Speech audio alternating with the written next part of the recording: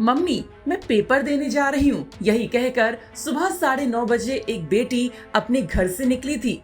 22 साल की इस मासूम बेटी ने शायद नहीं सोचा होगा कि उस दिन आखिरी बार माँ को देखकर निकलेगी। शाम तक जब वो घर नहीं लौटी तो परिजनों की बेचैनी बढ़ गई। तलाश शुरू हुई, थाने का चक्कर लगा और जब होटल विधान बसेरा ढाबे के एक कमरे का दरवाजा खोला गया तो जिंदगी हमेशा के लिए रुक गई थी। एमएससी बायोलॉजी की छात्रा का लहूलुहान शव कमरे में पड़ा मिला था। गले पर चाकू के गहरे घाव थे। बगल में सब्जी काटने वाला वही चाकू मिला जिससे कि हत्या करने की आशंका जताई जा रही है। सीसीटीवी में एक लड़का होटल में दाखिल होता दिखा। कुछ मिनटों के बाद अलका भी उसी कमरे में जाती है।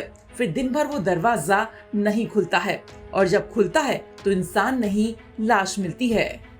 पुलिस कह रही है कि प्रेम प्रसंग का मामला है। क्या यही है अब इस सिस्टम की फाइनल रिपोर्ट? लड़की मरी, प्रेम प्रसंग में मरी, मर्डर हुआ, प्रेम प्रसंग में हुआ, कातिल फरार है, लेकिन बिना जांच पड़ताल के ही रिपोर्ट पेश किए जा रहे हैं।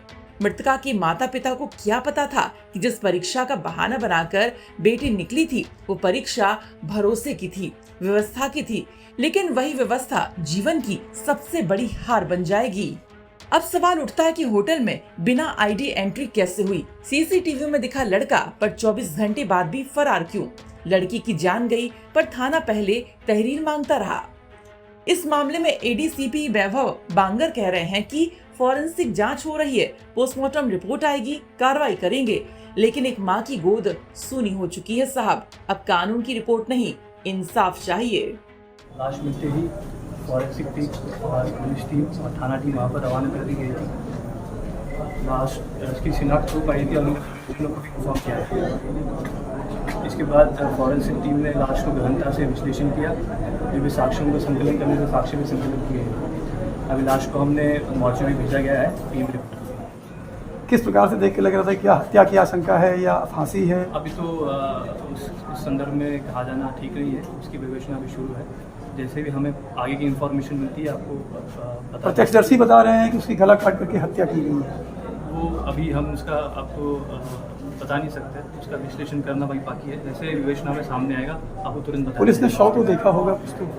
नहीं, शव को हमने देखा है परंतु अभी फैक्ट्स को बताना ठीक नहीं है। जैसे हमें कुछ पता चलेगा उसके बारे में आपको बता दिया जाएगा। प्रत्यक्षदर्शियों का ये भी कहना है कि यहाँ पे इतने बड़े ढाबे में इस प्रकार के सेक्स रैकेट का संचालन चला आता था। इस संबंध में क्या?